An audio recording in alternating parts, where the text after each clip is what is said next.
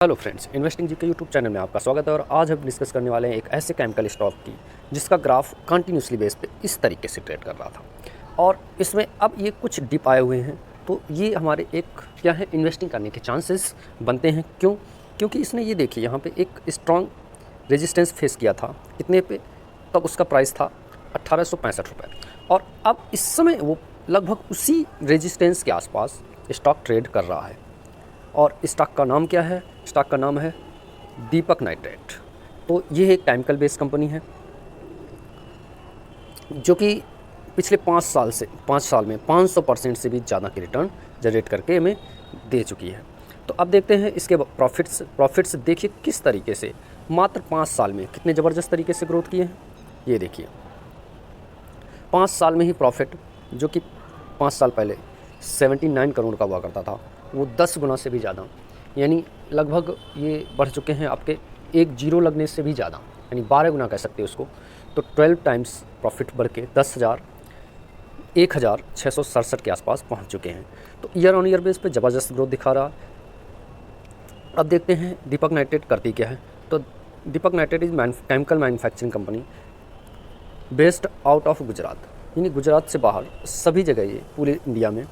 And it is leading manufacturing of organic and inorganic and fine and speciality chemicals, यानी organic, inorganic, fine और speciality chemicals, सभी तरह के chemicals में ये अपना कारोबार करती है। और इसके अलावा भी इसका यूजेस कहाँ कहाँ होता है? तो इनका यूजेस एक्सप्लोसिव बनाने में, पेंट बनाने में, केमिस्ट बनाने में, पॉलीमर्स और ऑप्टिकल, और इसके बाद ब्राइटनर्स एंड अदर बहुत सारे प्रोडक्ट बनाने में इसका यूज़ होता है। अब आ जाइए देखते हैं मार्केट कैप। तो दीपक नाइट्रेट का मार्केट प्राइस 25,000 करोड़ का है और करंट मार्केट प्राइस 1834 रुपये है और इसका 52 वीक हाई 3,000 रुपये है।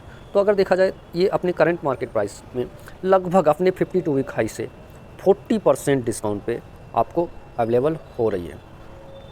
और अगर देखा जाए इसका 52 वीक लो तो वो 16 से 81 रुपये है, जो कि अपने करंट मार्केट प्राइस से मात्र 150 रुपीज़ के आसपास ऊपर ट्रेड कर रहा है। तो कह सकते हैं कि ये अपने 52 वीक लो के आसपास ही ट्रेड कर रहा है।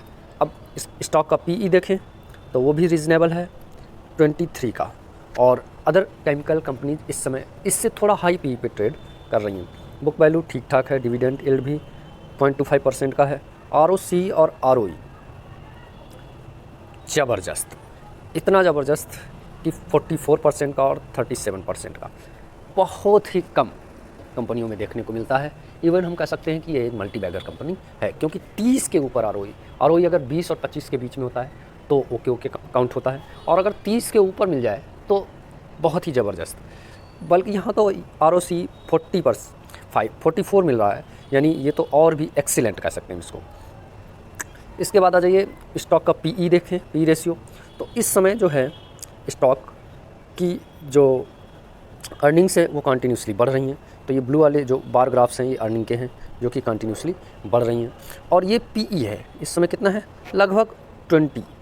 तो एक समय तो ऐसा था जब इसका पी 81 तक पहुंच चुका था। ये देखिए ये पी का ग्राफ है जो कि 81 तक पहुंच गया था, यानी स्टॉक इस समय इतनी चीफ वैल्यूएबल पर उपलब्ध है कि लगभग अपना कह सकते हैं 4 टाइम उससे नीचे उपलब्ध है। और प्रॉफिट्स कंटिन्यूसली इस तरीके से ग्रोथ हो रहे हैं, इस तरीके से। और प्रॉफिट इस तरीके से अगर ग्रोथ हो रहे हैं तो डेफिनेटली बात है कि स्टॉक का पी भी बढ़ेगा, जो कि आने वाले समय में आपको अच्छा ग्रोथ दे सकता है। अगर हम कंपनी के अब देखें प्रोस और कॉन्स, तो कंपनी हैज़ रिड्यूस डेप्थ, हल्का सा डेप्थ है जिसे ये रिड्यूस कर रही है। इसके बाद कंपनी ऑलमोस्ट डेप्थ फ्री है। Company is expected good return quarterly, company is deliver good profit CAGR return ज़बरदस्त है लास्ट 5 ईयर के। तो और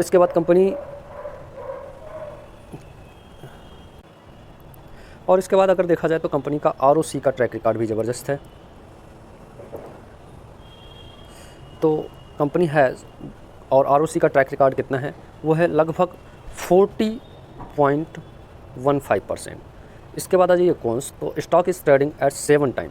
तो इस समय फिर भी स्टॉक काफ़ी कम टाइम्स की बुक वैल्यू पे ट्रेड कर रहा है, नहीं तो एक समय तो ये 25 टाइम से भी ऊपर निकल चुका था। अब आ जाइए प्रीयर कंपेरिजन्स अगर करें तो इसके प्रीयर्स को अब हम देख लेते हैं वो कितने पी पे ट्रेड कर रहे हैं। तो इसके प्रीयर्स में मेन है पीडीलाइट, SRF और गुजरात फ्लोरेज। और तो पीडीलाइट जो इस कह सकते हैं केमिकल सेक्टर का सबसे बड़ा मार्केट कैप रखने वाला है और वो इस समय 95 के पी पे ट्रेड कर रहा है। इसके बाद देखते हैं एसआरएफ, थोड़ा कम वैल्यूएशन पे है। लिंडे इंडिया, ये भी इसका भी पी काफ़ी ज़्यादा है। इसके बाद आरती इंडस्ट्री जो कि 20 के पी पे ट्रेड कर रही है और दीपक नाइट्रेट मात्र 23 के पी पे ट्रेड कर रहा है। तो इसका मतलब कह सकते हैं कि ये आरती इंडस्ट्री के बाद अगर देखा जाए तो दीपक नाइट्रेट ही सबसे सस्ता है। और आरती इंडस्ट्री और दीपक नाइट्रेट, यानी अगर हम चाहें तो इन तीन में इस समय निवेश कर सकते हैं। किसमें? एक तो पीडीलाइट में इस समय निवेश नहीं करेंगे, क्योंकि 95 का पी थोड़ा हाई है। एसआरएफ में कर सकते हैं, पी 34 है, ओके कह सकते हैं। आरती इंडस्ट्री प्रॉफिट ठीक है, इसमें भी निवेश किया जा सकता है। और इसके बाद दीपक नाइट्रेट जिसकी हम यहाँ पे डिस्कस कर रहे हैं, इसमें भी निवेश किया जा सकता है। अब देखते हैं हम इसके सेल्स और प्रॉफिट ग्रोथ किस तरीके के हैं। तो यहाँ पे देखिए ध्यान से, ईयर ऑन ईयर बेस पे सेल्स इसके कंटिन्यूस क्या हो रहे हैं, इंक्रीज़ हो रहे हैं। यहाँ 1300 था, 1373, फिर 1371, फिर 1600, 2700, 4200, 4300 और फिर इसके बाद 6800। ज़बरदस्त कह सकते हैं 1300 करोड़ से लेकर के इस समय 6800 करोड़ तक इसके सेल्स पहुँच चुकी है। अब अगर हम देखें इसके प्रॉफिट्स, तो प्रॉफिट किस तरीके से बढ़े हैं, तो नेट प्रॉफिट भी देखें तो वो भी ईयर ऑन ईयर बेस पे 53 करोड़, 63 करोड़, 96 करोड़ और एक बार यहाँ पे डिप आया 79 करोड़ और उसके बाद फिर से कंटिन्यूस बेस पे ज़बरदस्त ग्रोथ। तो आपने देखा इस तरीके से ये 1000 करोड़ के भी नेट प्रॉफिट को पार कर चुका है। अब आ जाइए देख लेते हैं इसके पास कि इस समय रिजर्व कितना है और बोरोइंग क्या है। तो रिजर्व के केस में रिजर्व कंटिन्यूसली बढ़ रहा है और बोरिंग पिछले लास्ट 4 ईयर से कंटिन्यूसली कम होते होते और अब इस समय अगर देखा जाए तो मात्र 315 करोड़ की बोरिंग बची हुई है। और अगर रिज़र्व देखें तो कंटिन्यूसली बढ़ते और इस समय 3000 करोड़ से भी ऊपर का रिज़र्व कंपनी के पास रखा हुआ है। अब देखते हैं इसका कंपाउंडेड सेल्स ग्रोथ और प्रॉफिट ग्रोथ सभी ज़बरदस्त होंगे, क्योंकि कंपनी 10 ईयर का तो दिया नहीं है, 5 ईयर का 38%, 36%, 56% टिलिंग 12 मंथ का। और अगर हम इसी तरीके से प्रॉफिट ग्रोथ देखें तो वो भी ज़बरदस्त कह सकते हैं 87, 82 और 37% की। अब देखते हैं इसके CAGR रिटर्न। तो रिटर्न अगर देखें पिछले 10 ईयर का 60% ज़बरदस्त, 5 ईयर का 60% ज़बरदस्त, 3 ईयर का और भी ज़बरदस्त, लेकिन पिछले 1 ईयर में -5% का निगेटिव रिटर्न जनरेट किया है। रीज़न क्या है? रीज़न मात्र हम एक ही कह सकते हैं कि ये हमें इन्वेस्टिंग के चांस दे रहा है। रिटर्न ऑन इक्विटी 35 और 40% के बीच में है, तो ओके कह सकते हैं। इसके बाद आ जाइए शेयर होल्डिंग पैटर्न। तो प्रोमोटर्स की होल्डिंग कंटिन्यूसली लगभग एक ही जैसी है, बल्कि पिछले कुछ क्वार्टर्स में प्रोमोटर ने अपनी होल्डिंग को थोड़ा सा इंक्रीज़ भी किया हुआ।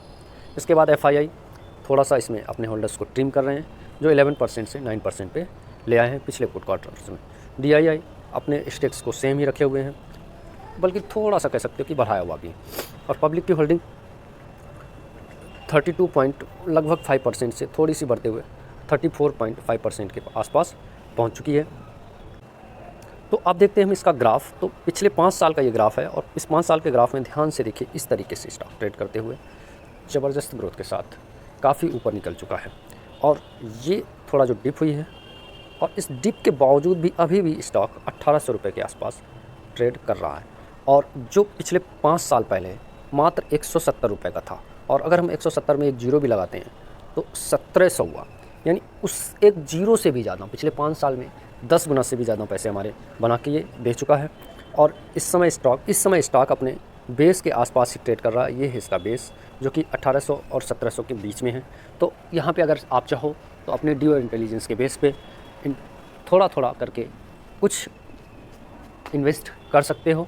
और अगर ये स्टॉक और गिरता है तो बाय ऑन डिप के बेसिस पे आप इसमें और भी इन्वेस्ट कर सकते हो। इसके नीचे अगर ये यहाँ मिल जाएगा तो बहुत अच्छी बात है। मुझे नहीं लगता है वहाँ तक जाएगा, क्योंकि ये अब यहाँ से इस तरीके से मूव करके W पैटर्न के साथ आगे की तरफ निकलेगा। तो आशा करते हैं कि आपको हमारा ये वीडियो पसंद आया होगा। वीडियो पसंद आए तो वीडियो को कर लीजिए लाइक और चैनल को कर लीजिए सब्सक्राइब, ताकि ऐसी ही मोर इन्फॉर्मेटिव वीडियोज़ की लिंक सबसे पहले प्राप्त हो आपको। और वीडियो को पूरा देखने के लिए थैंक्स।